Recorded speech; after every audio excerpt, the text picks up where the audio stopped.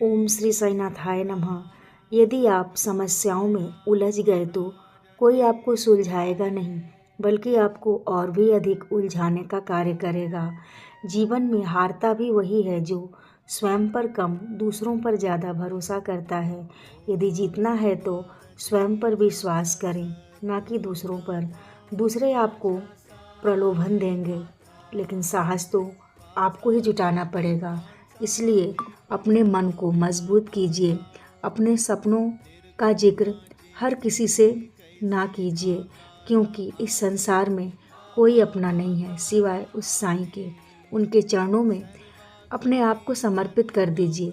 फिर देखिए वो आपको कैसे संभालते हैं और आपको ऐसा संवारेंगे कि आप कहेंगे, बाबा, इतना तो मैंने भी सोचा नहीं था जितना आपने हमें दिया है। ओम साईं राम।